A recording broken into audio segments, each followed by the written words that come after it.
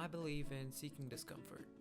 Whether it was the time my little dog and my little self traveled halfway across the world all by ourselves, or the time I threw myself on the stage of an interschool debate with the amount of information you could find on a sticky note, I believe in seeking discomfort.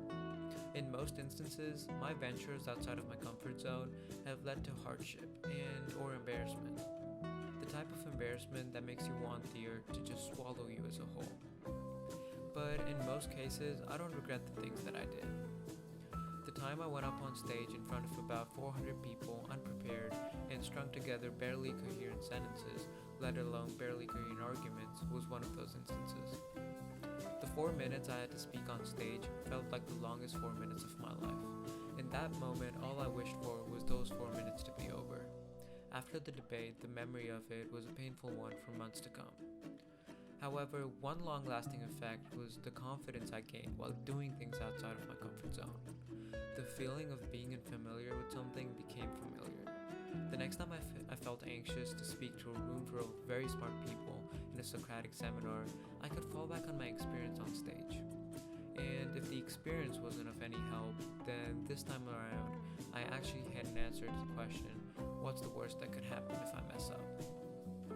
Also, to be completely honest, I don't actually go out there and actively seek discomfort. It just finds me after bad decisions. Nevertheless, seek discomfort to me is a reassurance that all those poorly thought through decisions were actually good for me. When I moved schools junior year and went to live in a city that I didn't know existed till about a month before I moved here, it wasn't intentional, I just found myself there. The first few months after moving wasn't a great time for me. I questioned why I decided to move and whether it was even good for me. I felt like I didn't fit in. I felt like a shell of my previous self. I felt like a fish out of water. This was the most discomfort I've ever felt in my life. Looking back at the experience today, it helped me understand myself better. Everything about my life had changed. I moved away from my old friends at my previous school and moved to a place where I knew no one.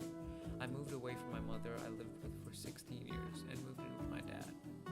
When the environment around me changed so drastically and nothing was the same, it forced me to really question and understand the only constant through all of this, me. In no way do I look forward to more discomfort, but if it does come around, I find assurance in how it has changed me in the past.